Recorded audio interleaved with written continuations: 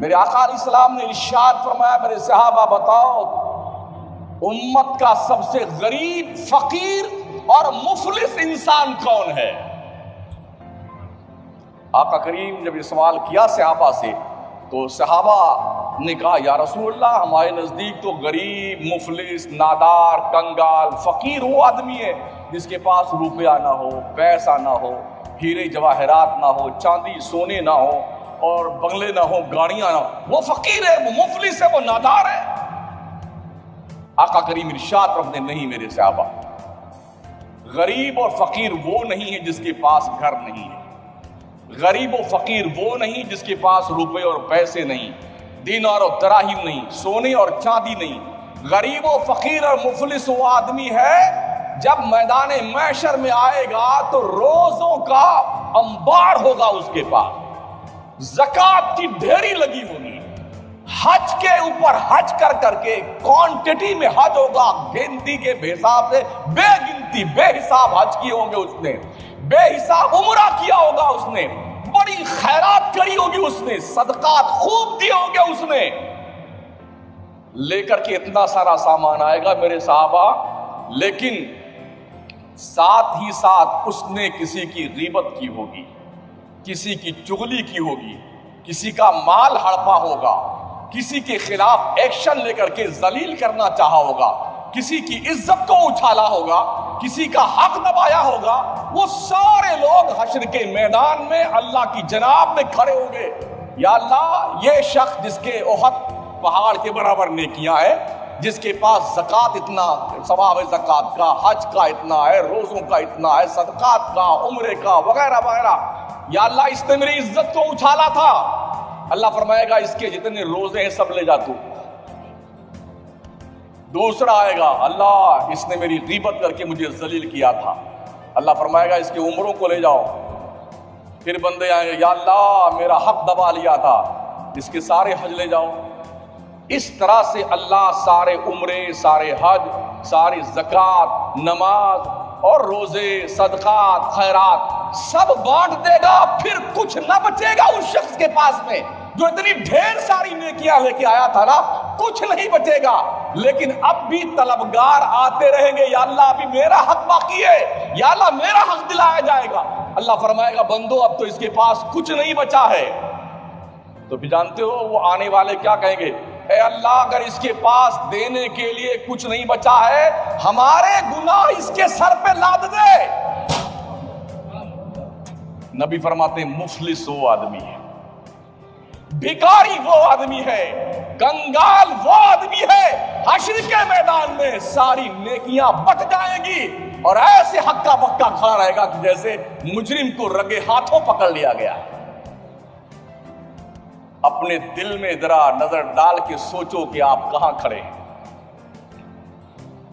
رات کی تنہائیوں میں اپنے دن اور رات کے معاملات کا کیلکولیشن کیجئے، کیا آپ نے کسی کا دل تو نہیں دکھایا ہے؟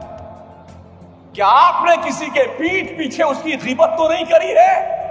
کسی کا مال تو نہیں ہڑپا ہے؟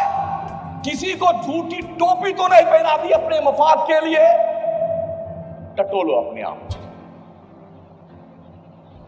دنیا میں کوئی حساب لے یا نہ لے، رب کے حساب سے کوئی بندہ بچ نہیں سکتا ہے۔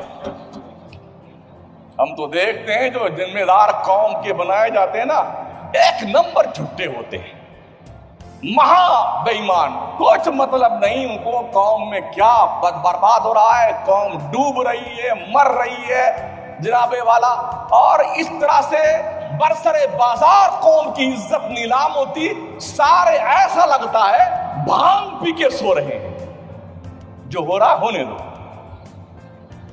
یہی ہو رہا ہمارے پورے ملک ہندوستان میں۔ جبکہ شریعت کا حکم یہ ہے اگر مسلمان کے معاملات کبھی گڑبڑ ہوں تو قوم کے ذمہ داروں کی ذمہ داری بنتی ہے قوم کے اندر پھیلے ہوئے انتشار کو ختم کرنے کے لیے آپس میں صلح جوئی کی کوشش کریں۔ یہ فرمان اللہ کا ہے اور یہ فرمان رسول اللہ کا ہے۔ اگر کسی شخص نے کسی کے پیٹھ پیچھے اتنا کہہ دیا کہ اکرام صاحب یہ تھوڑا یوں دیکھتے ہیں، غیبت ہو گئی ان کی، اقبال صاحب وہ تھوڑے کالے کالے دکھائی پڑتے ہیں، غیبت کر دی آپ نے، فلاں آدمی چھوٹے قد کا ہے، اچھا نہیں لگتا ہے، غیبت کر دی آپ نے۔ اور غیبت کرنے والوں کے بارے میں اللہ کا کیا حکم ہے؟ وَلَا يَغْتَبْ بَعْضُكُمْ بَعْضًا أَيُحِبُّ أَحَدُكُمْ أَن يَأْكُلَ لَحْمَ أَخِيهِ مَيْتًا فَكَرِهْتُمُوهُ۔ او ایک دوسرے کے پیٹھ پیچھے چغلیاں کرنے والوں، غیبتیں کرنے والوں، برائیاں کرنے والوں، چاہے تمہاری داڑھی نہیں 2 ہاتھ کا داڑھا ہو اور چاہے تمہارے پاس نمازوں کا بہت بڑا پوتلا ہو، سن لو کان کھول کے، اگر تم نے کسی کے پیٹھ پیچھے اس کی برائی کری ہے تو تم نے اپنے مرے ہوئے بھائی کا گوشت کھایا ہے۔ کیا تم اسے پسند کرو گے؟